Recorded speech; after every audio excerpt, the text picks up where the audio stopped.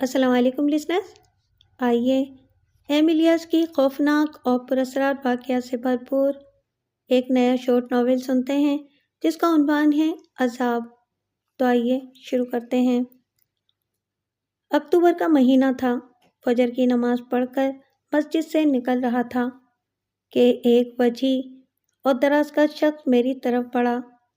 اس نے مجھ سے بڑے مؤدبانہ انداز سے سلام کیا اور پھر میری طرف مسافے کے لیے بڑے اتفاق سے ہاتھ بڑھا دیے۔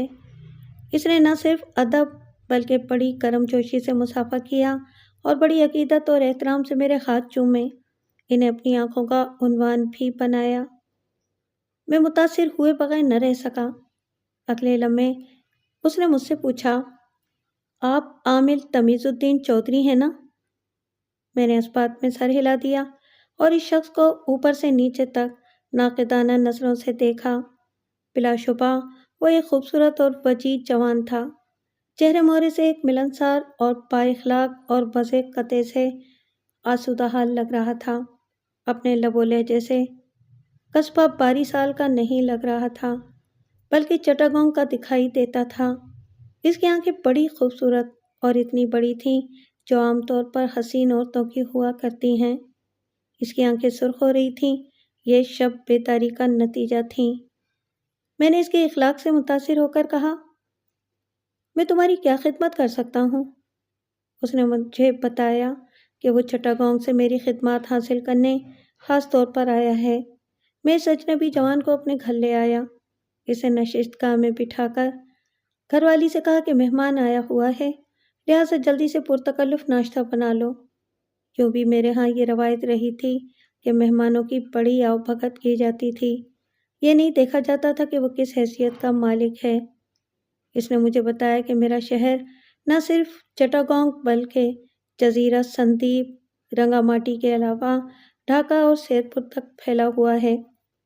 مجھے اس بات کا علم ہوا تو خوشی سے زیادہ حیرت ہوئی کہ میرے قدردان کہاں کہاں موجود ہیں، جبکہ میں ایک ایسا عامل تھا جس نے کبھی شہرت اور دولت کی فکر نہیں کی تھی۔ میں پریشان حال لوگوں کی خدمت کرنا اپنا فریضہ سمجھتا تھا۔ میرا علم اور تجربہ بڑا گہرا اور وسیع تھا۔ اللہ نے مجھے خدا داد صلاحیت سے سرفراز کیا ہوا تھا۔ میں اس کا جتنا شکر ادا کرتا کم تھا۔ 12 سال میرا شہر تھا، یہاں جو لوگ میری عزت کرتے تھے وہی میرے لیے دولت تھی۔ میں کبھی اپنے شہر سے باہر کسی گاؤں، قصبے اور شہر نہیں گیا تھا اور نہ ہی باہر کے افراد میری خدمات حاصل کرتے تھے۔ جن مقامی لوگوں کو میرے بارے میں معلوم تھا وہی مجھ سے رجوع کرتے تھے تو میں انہیں مایوس نہیں کرتا تھا۔ اس کی بات سن کر میرا تجسس اور اشتیاق بڑھا۔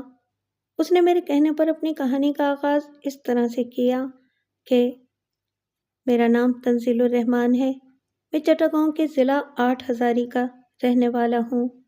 میں ایک زمیندار ہوں۔ میرے والدین فوت ہو چکے ہیں، بھائی کوئی نہیں ہے، 3 بہنیں تھیں، وہ بیاہی جا چکی ہیں۔ ایک بہن باگرہاٹ میں رہتی ہے اور 2 بہنیں ڈھاکہ شہر میں۔ وہ تینوں اپنی اپنی سسرال میں خوش ہیں اور خوشگوار زندگی گزار رہی ہیں۔ 2 برس پہلے میری شادی سندیپ جزیرے میں ہوئی تھی۔ لڑکی کے والد توحید انور چھوٹے سے زمیندار ہیں۔ ان کی بیٹی زینت میری بیوی ہے۔ اس جزیرے میں وہ سب سے خوبصورت لڑکی تھی۔ اس کی خوبصورتی کی تعریف سن کر میں نے اپنا رشتہ بھیجا جو قبول کر لیا گیا۔ میری بیوی نہ صرف حسن صورت بلکہ نیک سیرت بھی ثابت ہوئی۔ میں اپنی قسمت پر نازاں ہو گیا۔ وہ میرے اندازے سے کہیں زیادہ سکھڑ، سلیقہ مند اور سادہ تھی۔ ایسا بہت کم ہوتا ہے کہ ایک عورت میں اتنی ساری خوبیاں یکجا ہو جائیں۔ شادی کے بعد میں نے محسوس کیا کہ میری بیوی میکے جانا پسند نہیں کرتی ہے۔ کبھی اس کے والد لینے آ گئے تو بہت اصرار پر صرف 1 دن کے لیے جاتی، کبھی بھی 1 دن سے زیادہ نہیں ٹھہرتی تھی۔ حالانکہ لڑکیاں شادی کے بعد میکے جانے کے لیے بڑی بے چین رہتی تھیں۔ جب وہ میکے جاتی ہیں تو اس طرح خوش ہوتی ہیں جیسے زندہ سے رہائی پا کر جا رہی ہوں۔ میں یہ سمجھتا رہا کہ اسے مجھ سے بہت زیادہ محبت ہو گئی ہے، جو ایک فطری امر ہے۔ میری جدائی اس کے لیے سوہانے روح ہوتی ہے، اس لیے وہ میں کے جانے سے اعتراض کرتی ہے۔ پھر میں نے محسوس کیا کہ جب اس کے والد اسے گھر لے جانے کے لیے آتے ہیں تو وہ خوفزدہ اور ہراساں ہو جاتی ہے، مختلف ہیلے بہانوں سے ان کے ساتھ جانے سے انکار کر دیتی ہے۔ جب اس کے والدین بہت اصرار کرتے اور ساتھ چلنے پر زور دیتے تو وہ رونے لگتی یا پھر بیماری کا بہانہ کر کے بستر سے لگ جاتی۔ یہ دیکھ کر اس کے والد نے اسے ساتھ لے جانا چھوڑ دیا۔ جب کبھی اس کے بھائی بہنوں اور والدین کا دل کرتا وہ اس سے ملنے کے لیے چلے آتے۔ یہ جون کے مہینے کی بات ہے، شاید پیر کا دن تھا۔ اس رات جو موسلادھار بارش ہوئی رکنے کا نام نہیں لے رہی تھی۔ حبس الگ تھا، لہٰذا میں نے کمرے کی تمام کھڑکیاں کھول دیں۔ میں آپ کو بتا دوں کہ میرا مکان 2 منزلہ ہے۔ دوسری منزل پر ہماری رہائش ہے، پہلی منزل کو اناج کا گودام بنایا ہوا ہے۔ سب سے نیچے نوکر میاں بیوی رہتے ہیں۔ میں گہری نیند میں غرق تھا کہ ایک دل خراش چیخ سنی۔ یہ چیخ میری بیوی کی تھی۔ میری آنکھ کھل گئی، میں ہڑبڑا کے اٹھ بیٹھا۔ پھر ایک اور چیخ سنائی دی۔ میں نے گھبرا کے بیوی کی طرف دیکھا جو میرے برابر سو رہی تھی۔ اس کا چہرہ زرد سے سفید پڑتا چلا گیا۔ اس کے چہرے پر لہو کی ایک بوند تک نہیں رہی تھی۔ اس کی آنکھیں دہشت سے پھٹی ہوئی تھیں اور اس کا چہرہ پسینے سے تر ہو رہا تھا۔ میں نے سراسیمہ ہو کر اس سے پوچھا، کیا ہوا؟ یہ تم کانپ کیوں رہی ہو؟ وہ مجھ سے لپٹ گئی۔ ہاتھ وہ یہاں بھی آ گیا۔ کون سا ہاتھ ہے؟ کس کا ہاتھ ہے؟ میں نے اس کا شانہ تھپ تھپاتے ہوئے دریافت کیا۔ اس نے کھڑکی کی طرف اشارہ کیا، لیکن اس نے کھڑکی کی طرف دیکھا نہیں بلکہ اپنا چہرہ میرے سینے میں چھپا لیا۔ وہ کسی خزاں رسیدہ پتے کی طرح کانپ رہی تھی۔ میں نے اسے فوراً ہی ایک طرف ہٹایا تاکہ کھڑکی کے پاس جا کر دیکھوں۔ میں سمجھ گیا کہ کوئی چور تھا اور کھڑکی کی چوکھٹ پر ہاتھ رکھ کر اوپر آنے کی کوشش کر رہا تھا کہ زینت نے دیکھ کر چیخ مار دی۔ میں بستر سے اترنے لگا تو اس نے میرا بازو پکڑ لیا اور گڑگڑانے لگی کہ خدا کے لیے آپ نہ جائیں، کہیں وہ ہاتھ آپ کا گلا نہ دبا دے۔ میں نے محسوس کیا کہ وہ خوف کی وجہ سے اپنے ہوش و حواس میں نہیں ہے۔ میں نے اس کے ہاتھ سے اپنا بازو چھڑایا اور کھڑکی کے پاس جا کر باہر جھانکا اور دیکھا، چاروں طرف نظریں دوڑائیں، دور دور تک کسی کا نام و نشان نہیں تھا۔ اگر کوئی چور آیا ہوتا تو اس کے ہاتھ میں مٹی لگی ہوتی، وہاں کسی ہاتھ کے نشانات نہیں تھے۔ چوکھٹ ایک دم صاف اور خشک تھی، اس پر بارش کا پانی بھی نہیں پڑ رہا تھا، اس لیے کہ باہر کھڑکی پر چھجا بھی تھا۔ بارش کا رخ دوسری سمت تھا۔ میں نے زینت کو تسلی دی کہ کوئی ہاتھ وغیرہ نہیں ہے، تم نے شاید کوئی ڈراؤنا خواب دیکھا ہے۔ میری بات سن کر زینت کا خوف کم ہوا، لیکن اس نے اصرار کیا کہ میں کھڑکیوں کے پٹ بند کر دوں۔ پھر میں نے اسے سمجھایا کہ اس طرح تو کمرے میں گھٹن ہو جائے گی، حبس بھی تو ہو رہا ہے۔ تب وہ چادر منہ پر رکھ کر لیٹ گئی۔ اس پر خوف کسی آسیب کی طرح مسلط ہو گیا تھا۔ وہ نیند کے دوران بھی بار بار چونک پڑتی تھی، جیسے کوئی بھیانک خواب دیکھ رہی ہو۔ تھوڑی دیر کے بعد میں نے اسے نیند کے عالم میں بڑبڑاتے ہوئے سنا، ہاتھ، شیطانی ہاتھ، مجھے بچاؤ، بچاؤ۔ میں سمجھ گیا کہ اس نے بہت زیادہ اثر لے لیا ہے۔ بعض اوقات ڈراؤنے خواب انسانی ذہن پر زیادہ اثر انداز ہوتے ہیں۔ صبح جب وہ بیدار ہوئی تو بری طرح سہمی ہوئی تھی۔ ہاتھ کے خیال نے اسے سونے نہیں دیا۔ پھر رفتہ رفتہ اس کی طبیعت بہلتی چلی گئی۔ اس کے چہرے پر جو خوف اور کرب تھا وہ دور ہو گیا۔ 2 راتیں تو خیریت سے گزر گئیں۔ تیسرے دن رات کے وقت کوئی 1 بجے کا عمل ہوگا، اس نے میرا شانہ بری طرح جھنجھوڑ کر مجھے گہری نیند سے بیدار کیا۔ میں نے اس کی شکل دیکھی، اس کی حالت مردے سے بھی بدتر ہو رہی تھی۔ اس کا سارا جسم کانپ رہا تھا۔ اس نے مجھے اس کھڑکی کی طرف اشارہ کر کے کچھ کہنا چاہا تو ایک لفظ بھی زبان سے نکل نہ سکا۔ چند لمحوں کے بعد وہ بدقت تمام اتنا کہہ سکی، ہاتھ۔ میں برق رفتاری سے کھڑکی کی طرف لپکا، باہر جھانک کر دیکھا اور چاروں سمتوں کا جائزہ لیا۔ تحت نگاہ کسی کا نام و نشان نہ تھا۔ اس روز آسمان صاف تھا، بادل کا ایک ٹکڑا بھی نہ تھا۔ چاندنی رات تھی اور دودھیا چاندنی کا منجمد دریا ہر سمت نظر آتا تھا۔ البتہ میں نے ایک بے حد کالی بلی کو عقبی دروازے کے پاس بیٹھا پایا جو ایک پرندے کا شکار کر کے اسے ہڑپ کر رہی تھی۔ پھر میں کھڑکی کے پاس سے ہٹایا، اسے ایک گلاس پانی پلایا۔ اس کے سینے میں سانسوں کا تلاطم ہچکولے کھا رہا تھا۔ اس کے حواس قابو میں آ گئے۔ تب اس نے مجھے بتایا کہ ایک کالا ہاتھ کھڑکی کی چوکھٹ پر ابھرا تھا، جسے دیکھتے ہی وہ چیخ پڑی تھی۔ معلوم نہیں کیا بات تھی کہ ہاتھ نظر آنے سے چند لمحے پہلے آنکھ آپ ہی آپ کھل گئی تھی۔ میرے دل کے کسی کونے میں یہ شک پیدا ہوا کہ کہیں ایسا تو نہیں کہ کوئی مرد زینت کو چوری چھپے دیکھنے اور کسی برے ارادے سے تو نہیں آ رہا ہے، کیونکہ اس کے حسن کا چرچا میرے علاقے میں ہر گھر میں ہونے لگا تھا۔ کوئی بد کردار اسے قریب سے دیکھنے اور اپنی انجانی خواہش کے زیر اثر ہماری خوابگاہ میں رات کے ایسے وقت گھس آتا ہے جب آدمی گہری نیند سویا ہوا ہوتا ہے۔ وہ چیخ سن کر فرار ہو جاتا ہے۔ چیخ سن کر مجھے بیدار ہونے میں چند منٹ لگ جاتے ہیں۔ اس کے لیے یہ لمحات بہت ہوتے ہیں کہ وہ فائدہ اٹھا کر بھاگ جاتا ہے۔ میں اس امکان کو اس لیے بھی نظر انداز نہیں کر سکتا تھا کہ جب کبھی وہ باہر نکلتی تھی تو مرد کیا، لڑکیاں اور عورتیں بھی اسے حسد و رشک سے دیکھتی تھیں کہ کاش وہ بھی اس کی طرح غیر معمولی حسن و شباب کی مالک ہوتیں۔ زینت بہت کم گھر سے نکلتی تھی۔ وہ جب کبھی شادی بیاہ کی یا کسی اور تقریب میں جاتی، نوجوان اس کی ایک جھلک دیکھنے کے لیے بےتاب ہو جاتے تھے۔ بعض اوقات مجھے ان جوان لڑکیوں اور شادی شدہ مردوں پر سخت غصہ آتا جو اسے ندیدی نظروں سے گھورا کرتے۔ میرا بس نہیں چلتا تھا ورنہ ان کی آنکھیں پھوڑ دیتا۔ میرے پاس ایک شکاری بندوق تھی جس سے میں شیر، ہرن اور تیندوے کا شکار کر چکا تھا۔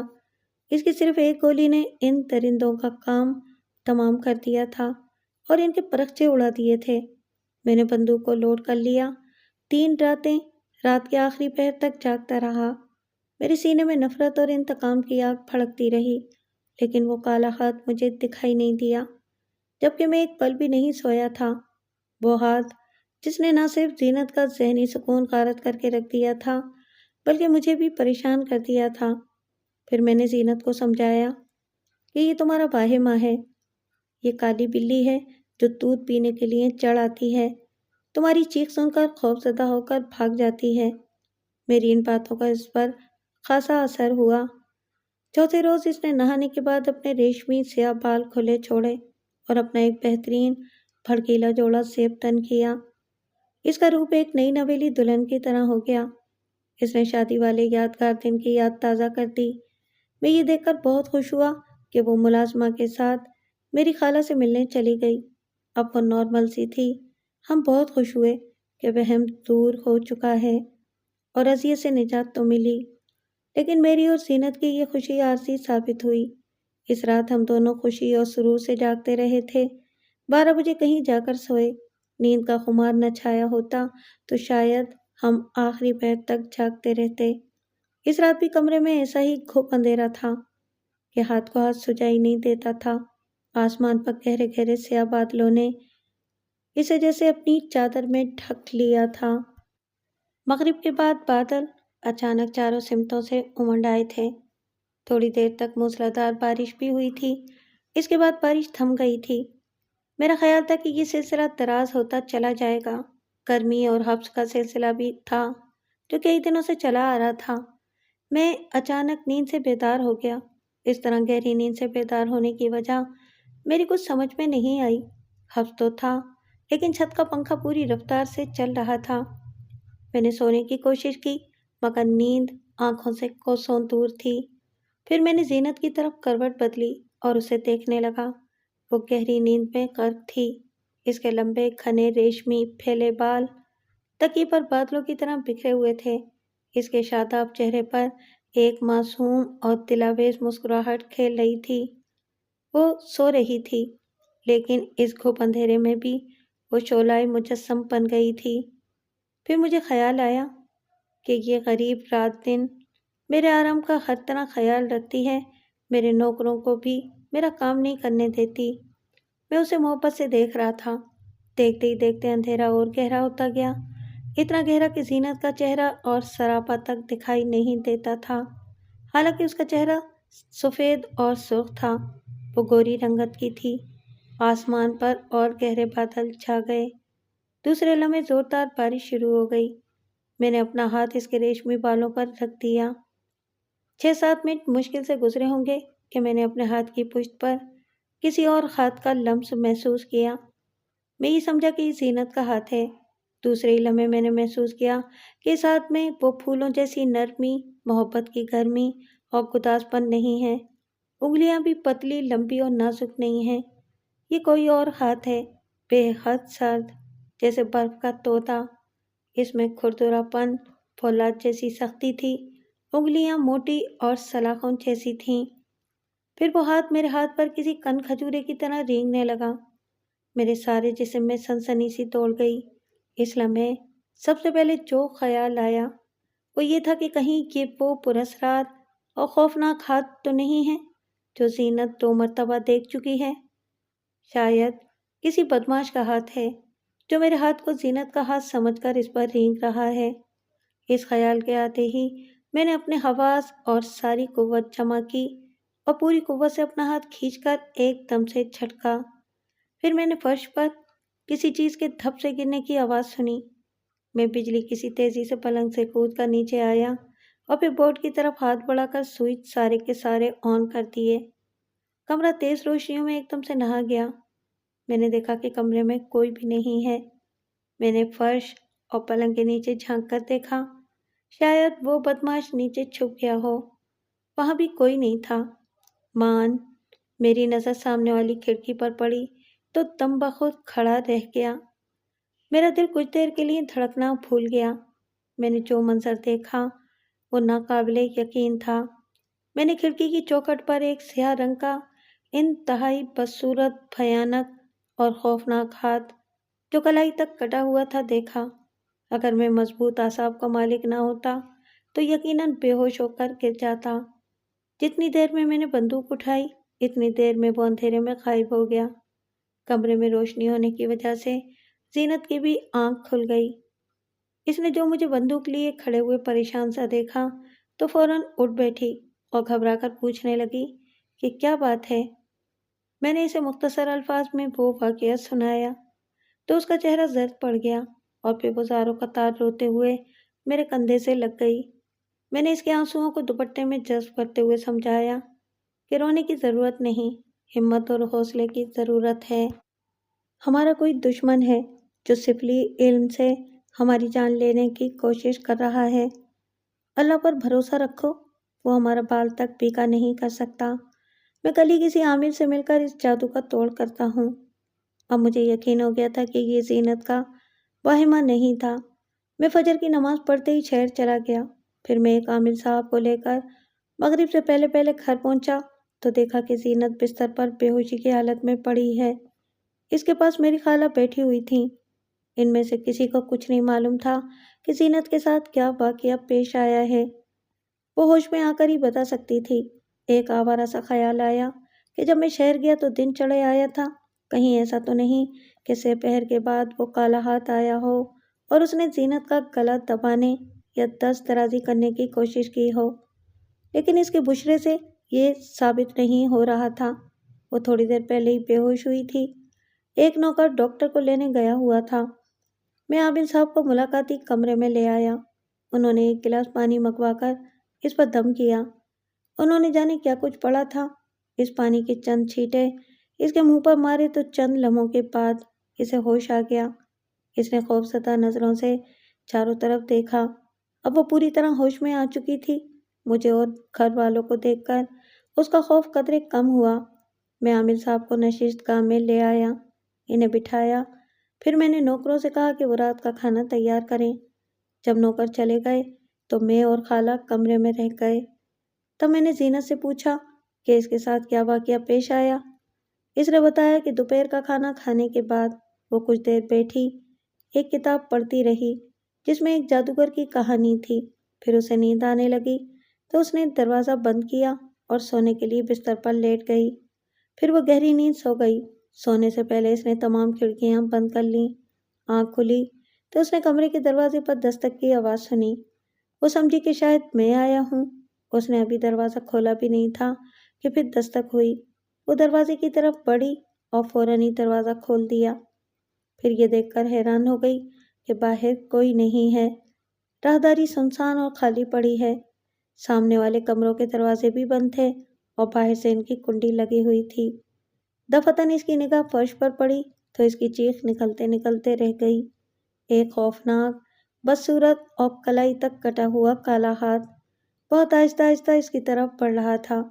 اس لمحے معلوم نہیں کہاں سے اس میں اتنی طاقت آ گئی تھی کہ اس نے اس مکروہ ہاتھ کو لات رسید کر دی تو وہ جو کمرے میں گھس رہا تھا کمرے سے باہر ہو گیا۔ اس کے باہر ہوتے ہی جھٹ سے اس نے دروازہ بند کر کے اندر سے چٹکنی لگا دی، پھر دروازے سے ٹیک لگا کر کھڑی ہو گئی اور اپنی بے ترتیب سانسیں قابو کرنے کی کوشش کرنے لگی۔ چند لمحوں کے بعد اسے دل اور سانسیں جب قابو میں آئیں تو پھر اس نے اپنی آنکھیں کھول دی اور کھڑکی کی طرف بڑھی تاکہ کھڑکی کے پٹ کھول کر نوکروں کو آواز دے، لیکن پھر کھڑکی کی طرف بڑھتے ہوئے اس کے قدم رک گئے۔ اس کی رگوں میں لہو منجمد ہو گیا۔ وہ کالا ہاتھ قالین پر کھڑا ہوا تھا۔ اس نے ایک زوردار چیخ ماری اور پلٹ کر دروازے کی طرف بھاگی۔ ابھی دروازہ کھولا ہی تھا کہ اس مکروہ منحوس ہاتھ نے اس کے پیر کو گرفت میں لے لیا۔ اس ہاتھ کی گرفت اتنی سخت تھی کہ اسے پیر کی ہڈی چٹکتی ہوئی محسوس ہوئی اور دوسرے ہی لمحے وہ دہشت سے بے ہوش ہو گئی۔ میری خالہ نے جو زینت کی زبان سے کٹے ہوئے ہاتھ کا واقعہ سنا تو وہ بھی بے ہوش ہو گئیں۔ اتنی دیر میں ڈاکٹر آ گیا تھا۔ اس نے انہیں ایک انجیکشن دیا تو وہ ہوش میں آ گئیں، لیکن اب وہ ایک لمحے کے لیے بھی میرے ہاں رکنا نہیں چاہتی تھیں۔ خوف سے ان کی حالت غیر ہو رہی تھی۔ میں بھی انہیں روکنا نہیں چاہتا تھا، اس لیے نوکر کے ساتھ انہیں ان کے گھر بھیج دیا۔ میں نے عامر صاحب کے پاس جا کر زینت کے ساتھ پیش آنے والا واقعہ سنایا تو عامر صاحب نے کہا کہ وہ رات میرے کمرے میں گزاریں گے۔ ہم سب نیچے والے کمرے میں آ گئے۔ برابر کے کمرے میں نوکر میاں بیوی تھے۔ ان کے کانوں میں کٹے ہوئے ہاتھ کا قصہ پڑ چکا تھا، اس لیے وہ بھی بے حد خائف اور ہراساں تھے۔ عامر صاحب نے رات کمرے میں جانے سے پہلے ایک لوہے یا لکڑی کا صندوقچہ طلب کیا تھا۔ ہم نے ایک لوہے کا صندوقچہ ان کے حوالے کر دیا تھا جو عرصے سے گودام میں رکھا ہوا تھا اور کسی کام کا نہ تھا۔ ساری رات میں نے آنکھوں پر کاٹی، زینت کو دلاسا دیا کہ اب پریشان ہونے کی ضرورت نہیں، تم بے فکر ہو کر اطمینان سے سو جاؤ۔ عامر صاحب کی موجودگی میں وہ کالا ہاتھ آیا تو عامر صاحب اسے صفائی ہستی سے مٹا دیں گے، لیکن زینت نہیں مانی۔ وہ میرے سنگ سنگ بیدار رہی، گو کہ یہ رات بڑی بھاری اور گراں کٹ رہی تھی۔ یہ نشاط انگیز رات نہیں تھی جو جاگتے رہتے ایک خوف، خدشہ اور دھڑکا لگا ہوا تھا کہ کہیں وہ کٹا ہوا ہاتھ اس کمرے میں نہ آ جائے۔ میں بندوق لیے مستعد تھا کہ اگر وہ ہاتھ اس کمرے میں گھسا تو اسے بلا تامل گولی مار دوں گا، اس لیے ہم دونوں کھلی کھڑکی کی طرف متوجہ تھے۔ رات بھیگ چلی تھی اور دھیرے دھیرے کٹ رہی تھی جو بڑی اذیت ناک تھی۔ رات کے 2 بجے ہم نے اوپر والے کمرے سے عامر صاحب کی گرجدار آوازیں سنی، ساتھ ہی کرخت بھونڈی اور بھیانک قہقہوں کی آوازیں بھی کمرے سے سنائی دے رہی تھیں۔ زینت ان آوازوں کو سن کر ایسی سہمی کہ مجھ سے لپٹ گئی۔ پھر یہ سلسلہ دراز ہوتا گیا۔ میں یہی سمجھا کہ کالا ہاتھ اس کے قابو میں نہیں آ رہا ہے، اس لیے وہ بے تحاشا قہقہے لگا رہا ہے۔ اس کے بے ہنگم قہقہے سن کر ہم دونوں کے دل ڈوبنے لگے۔ زینت کے تو اوسان خطا ہو رہے تھے، وہ میرے بازوؤں میں سمائی ہوئی تھی اور کانپ رہی تھی۔ میں نے اسے دلاسا دیا کہ اللہ پر بھروسہ رکھو، اس مکروہ ہاتھ کو عامر صاحب قابو میں کر لیں گے۔ جیسے تیسے رات کٹ گئی۔ فجر کی اذان سے پہلے عامر صاحب کی گرجدار آواز اور وہ بھیانک قہقہے بند ہو گئے۔ فجر کی اذان کے بعد اور نماز کے بعد عامر صاحب نیچے آئے تو ان کے ہاتھ میں لوہے کا صندوقچہ تھا۔ انہوں نے مجھے بتایا کہ اس ہاتھ کو صندوقچے میں بند کر دیا ہے اور قید ہو کر رہ گیا ہے، لہٰذا اسے لے جا کر سمندر میں دور جا کر پھینکنا ہوگا تاکہ وہ سمندر کی تہہ میں چلا جائے، پھر کبھی بھی سمندر سے نہیں نکلے گا۔ میرا اور زینت کا خوشی سے برا حال تھا۔ صبح ناشتہ کرنے کے بعد میں اور عامر صاحب چٹاگانگ روانہ ہو گئے۔ انہوں نے مجھے راستے میں بتایا کہ یہ کٹا ہوا ہاتھ تمہارا نہیں بلکہ تمہاری حسین و جمیل بیوی کا دشمن تھا۔ اب میں نے اسے قید کر دیا ہے، اب یہ کبھی تنگ اور ہراساں نہیں کرے گا۔ میں نے تمہاری بیوی کے دشمن کو، جو اس علاقے میں چھپا ہوا تھا، یہ علاقہ چھوڑنے پر مجبور کر دیا ہے۔ انہوں نے یہ بتایا کہ یہ تمہارے سسرالی رشتہ داروں میں سے ہے۔ اس نے تمہاری بیوی کا رشتہ مانگا تھا، اسے رشتہ دینے سے انکار کر دیا گیا تھا کیونکہ وہ اوباش اور بد کردار تھا۔ اس نے ایک دو لڑکیوں کو فریب دے کر ان کی زندگی خراب کر دی تھی۔ کون ماں باپ اپنی بیٹی کی زندگی اور اس کا مستقبل تاریک کرتے؟ اس نے بڑی سبکی اور ذلت محسوس کی اور اسے بڑا صدمہ ہوا، تو اس نے انتقام لینے کی ٹھانی۔ اس نے رنگا ماٹی کے ایک جادوگر سے جادو منتر سیکھا جو کالے جادو کے علوم کا ماہر تھا۔ میں نے چٹاگاؤں کی بندرگاہ پہنچ کر ایک تیز رفتار جدید ترین لانچ کرائے پر لی اور کوئی 30 میل سے زیادہ مسافت طے کرنے کے بعد اس صندوقچے کو سمندر میں پھینک دیا اور اس وقت تک کھڑا رہا جب تک وہ صندوقچہ سمندر کی تہ میں نہیں چلا گیا۔ مجھے اطمینان ہو گیا کہ وہ صندوقچہ کسی کے ہاتھ نہیں لگے گا۔ عامر صاحب نے یہ بھی بتایا تھا کہ شاید وہ کٹا ہوا ہاتھ کسی ایسے شخص کا ہے جس کا ہاتھ کسی ایکسیڈنٹ میں کٹ گیا ہو۔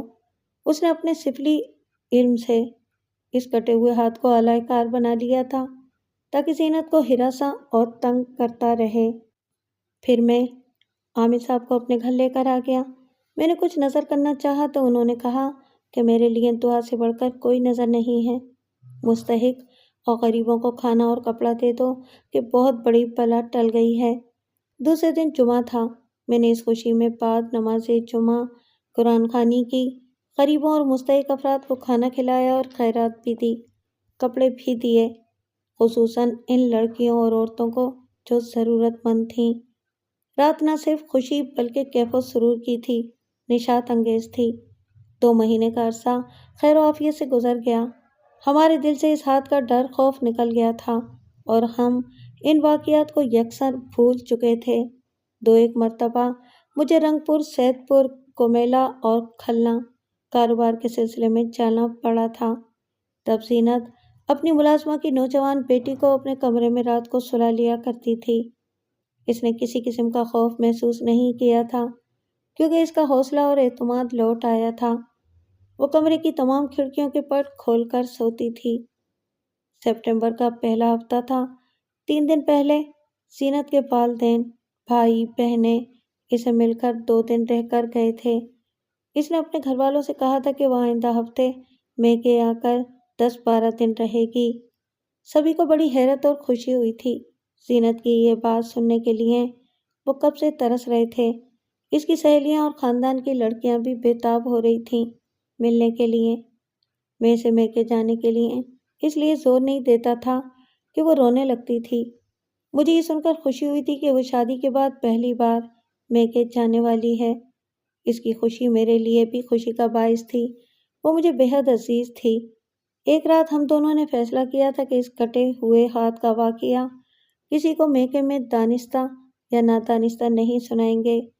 ایک رات ہم دونوں میرے دوست کی بہن کی شادی کی تقریب میں شرکت کا پروگرام بنا رہے تھے۔ 14ویں کا چاند رات کے وقت اپنی بہار دکھا رہا تھا۔ وہ اپنے شباب کی آخری منزل پر تھا۔ دودھیا چاندنی بکھری ہوئی تھی۔ تھوڑی دیر بعد ہم سونے کے لیے لیٹے۔ چاند ایک کھڑکی میں سے جھانک رہا تھا۔ کمرے میں چاندنی پھیلی ہوئی تھی جس نے زینت کے حسن و شباب کو سحر انگیز بنا دیا تھا۔ میں نے اپنی آنکھیں بند کر لیں۔ چند لمحے بھی نہیں بیتے تھے کہ اس نے میرا شانہ ہلایا۔ میں نے اپنی آنکھیں کھول کر اس کی طرف مسکراتے ہوئے دیکھا۔ میں نے سمجھا کہ یہ چاندنی رات اسے سونے نہیں دے رہی ہے، اس لیے وہ مجھے بھی سونے دینا نہیں چاہتی۔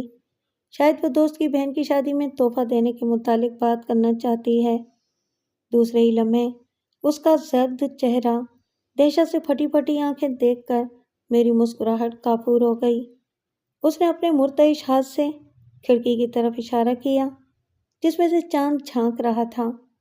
اس کھڑکی کی چوکھٹ پر وہی خوفناک مکروہ ہاتھ کھڑا تھا۔ اس کا سایہ کمرے کے فرش پر پڑ رہا تھا۔ ایک سرد لہر میری ریڑھ کی ہڈی میں کسی خنجر کی طرح اترتی چلی گئی اور میں اچھل سا پڑا۔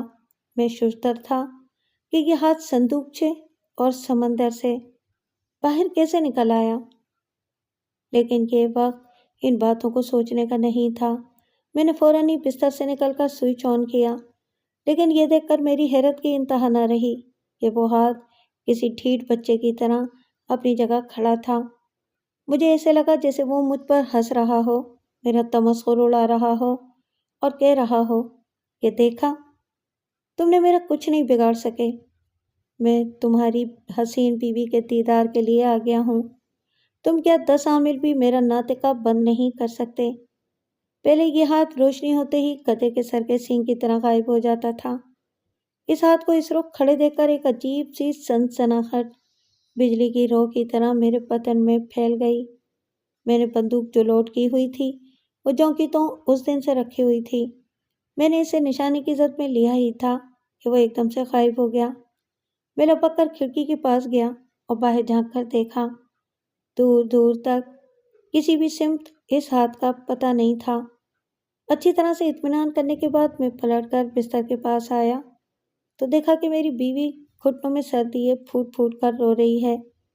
میں نے اس کے آنسو دیکھ کر اسے سینے سے لگا کر دلاسا دیا کہ تم فکر نہ کرو، غم زدہ نہ ہو، اب وہ پھر نظر آیا تو بچ کر جا نہیں سکے گا، میں اس شیطان ہاتھ کے پرخ سے اڑا دوں گا۔ پھر اس کے آنسو تھم گئے۔ اس نے سسکیوں اور ہچکیوں کے درمیان دریافت کیا کہ وہ سمندر اور صندوقچے سے کیسے نکل آیا۔ میں نے اسے جواب دیا کہ میں تو خود حیران اور پریشان ہوں۔ ویسے میرا خیال یہ ہے کہ وہ شیطان جو اس ہاتھ سے ہمیں تنگ اور ہراساں کر رہا ہے، عامر صاحب کے بقول وہ کالے جادو کا ماہر ہے۔ اس جادو سے اس نے سمندر سے صندوقچہ نکال کر اس ہاتھ کو آزاد کر دیا۔ تم پریشان نہ ہو، اللہ نے چاہا تو وہ جلد ہی نیست و نابود ہو جائے گا۔ میری اس بات سے اس کی ڈھارس بندھ گئی۔ دوسرے دن صبح 8 بجے ایک دردناک خبر ملی کہ عبدالمیاں کی جوان اور حسین بیٹی عابدہ تالاب کے کنارے مردہ حالت میں پڑی ہوئی ملی ہے۔ وہ سورج نکلنے سے پہلے حسب معمول نہانے اور کپڑے دھونے گئی تھی۔ اس کے سوا تالاب پر کوئی نہیں تھا تو وہ اطمینان اور آزادی سے نہانے لگی۔ یوں بھی اس تالاب پر صرف لڑکیاں، عورتیں برتن اور کپڑے دھونے آتی تھیں۔ وہاں لڑکوں اور مردوں کی جانے کی ممانعت تھی، اس لیے لڑکیاں عورتیں آزادی سے فائدہ اٹھایا کرتی تھیں۔ عابدہ کا شمار گاؤں کی حسین لڑکیوں میں ہوتا تھا۔ بہت سے گھرانے اسے اپنی بہو بنانا چاہتے تھے۔ گاؤں کے لڑکے اس کی محبت میں گرفتار تھے۔ پولیس کا کہنا تھا کہ کسی ہوس پرست نے اسے زیادتی کا نشانہ بنانے کے بعد اس کا گلا دبا کر جان سے مار دیا، لیکن جب پوسٹ مارٹم رپورٹ آئی تو پتہ چلا کہ اس کی عزت پر آنچ نہیں آئی۔ عابدہ اپنی آبرو بچانے کے لیے جان پر کھیل گئی اور مزاحمت کی تو حبسخان نے اس غریب اور معصوم لڑکی کی جان لے لی۔ اس بات کا ثبوت اس کی تشدد زدہ لاش تھی۔ اس واقعے سے سارے گاؤں میں خوف و ہراس پھیل گیا۔ ہر کسی کا یہ خیال تھا کہ اس کٹے ہوئے ہاتھ نے عابدہ کی جان لی ہے۔ جب یہ بات پولیس کے علم میں لائی گئی تو اس نے اس حقیقت کو تسلیم کرنے سے انکار کر دیا۔ پھر اس نے گاؤں کے 3 لڑکوں کو شک کی بنیاد پر گرفتار کر لیا، تاہم انہیں پوچھ گچھ کے بعد رہا کر دیا گیا۔ اس کے تیسرے دن پولیس انسپکٹر کی حسین و جمیل نوجوان بیوی اپنے کمرے میں مردہ پائی گئی۔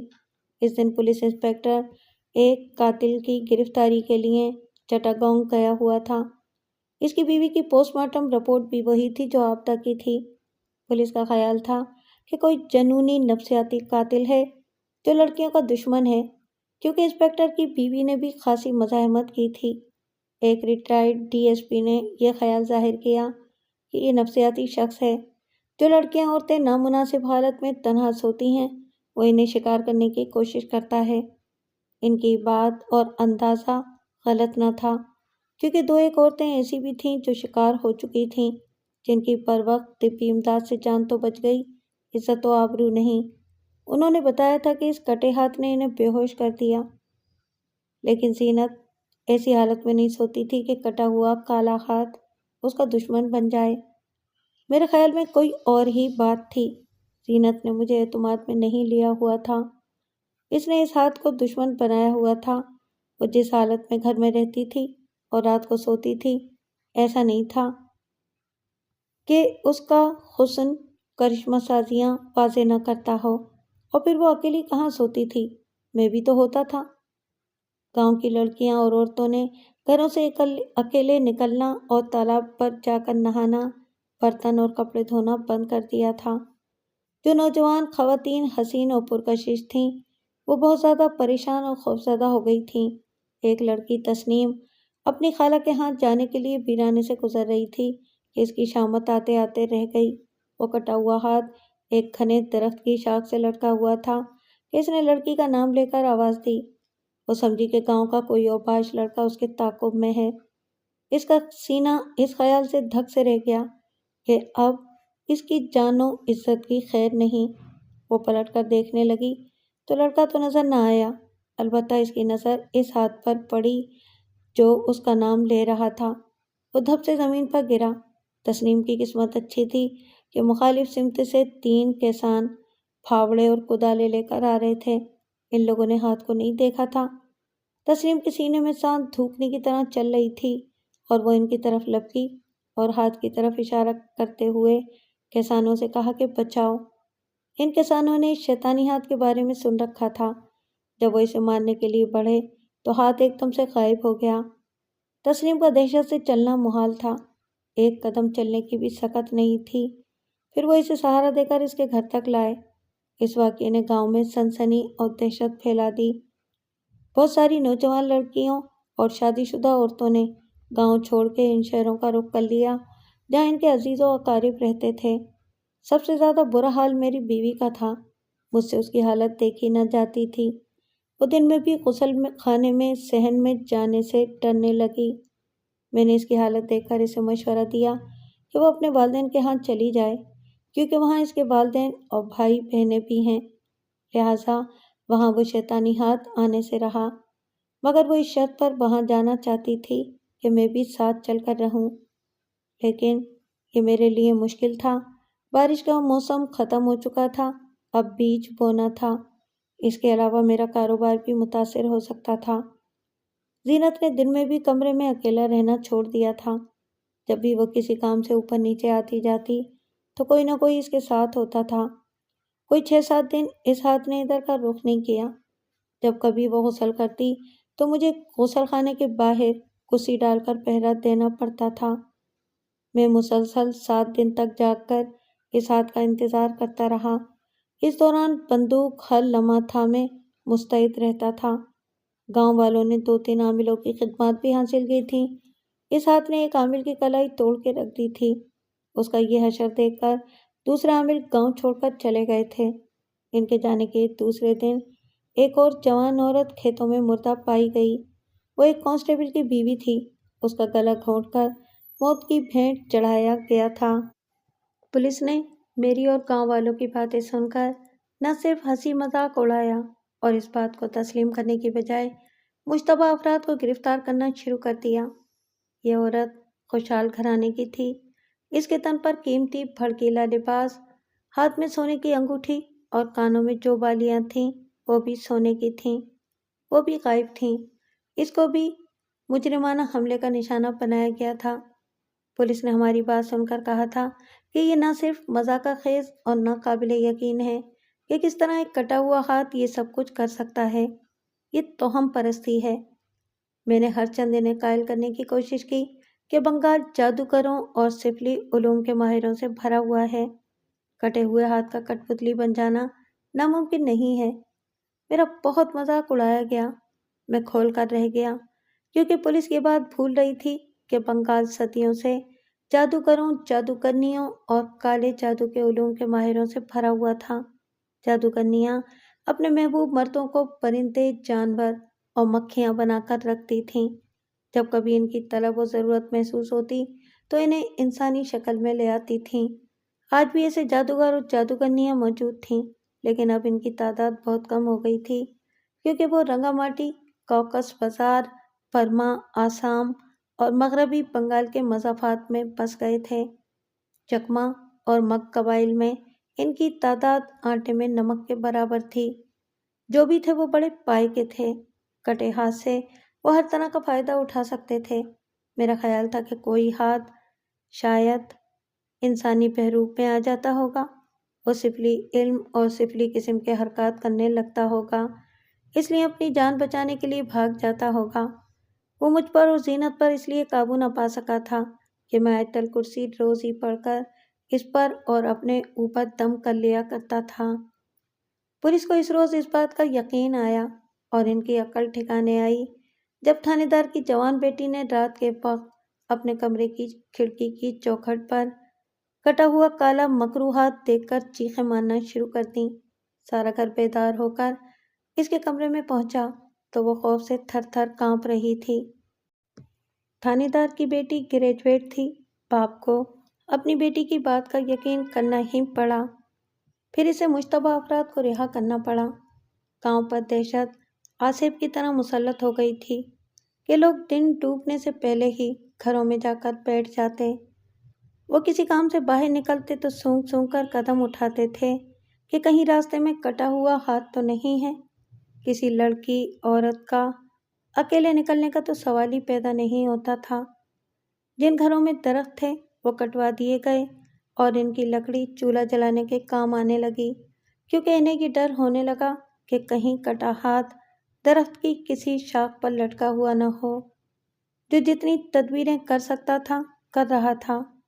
گاؤں میں جو سفلی علوم کے ماہر اور جادوگر تھے وہ اس ہاتھ کے آگے بے بس ہو گئے تھے، وہ اس کا کھوج لگا نہیں سکے تھے۔ ایک روز میں کسی ضروری کام سے چٹاگانگ گیا ہوا تھا۔ زینت کو دلاسا دے گیا تھا کہ شام ہونے سے پہلے گھر آ جاؤں گا۔ پریشان ہونا اور نہ ہی گھبرانا۔ میرے جانے کے بعد وہ اپنے کمرے میں بیٹھی بالوں میں کنگھی کر رہی تھی۔ بوا فرش پر بیٹھی پیاز کاٹ رہی تھی۔ صبح کے 10 بجے کا وقت تھا۔ زینت نے بالوں میں کنگھی کر کے جوڑا بنا لیا۔ مجھے جوڑا اچھا لگتا تھا۔ اچانک اس نے اپنی گود میں کوئی بھاری چیز محسوس کی۔ اسے لگا کہ کوئی نوزائیدہ بچہ ہو۔ اس نے چونک کر دیکھا تو جیسے اس کی جان ہی نکل گئی۔ حلق میں کانٹے چبھنے لگے۔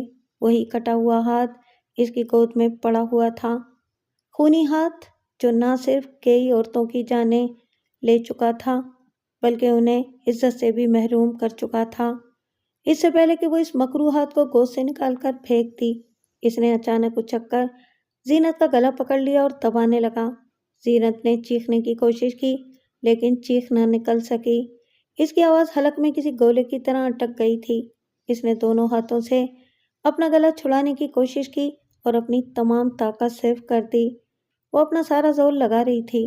وہ لمحہ بلمحہ موت سے قریب ہوتی جا رہی تھی۔ اس کوشش میں وہ پلنگ سے فرش پر گر پڑی۔ اس خونی ہاتھ کی گرفت رفتہ رفتہ گلے پر سخت ہوتی گئی اور اس کا دم سینے میں گھٹنے لگا۔ اس کے کانوں میں بھیانک قہقہے گونجنے لگے، جیسے وہ اس کی بے بسی پر خوش ہو رہا ہو، تمسخر اڑا رہا ہو۔ زینت کی نظروں میں ایک انتہائی مکروہ اور خبیث چہرہ گھومنے لگا۔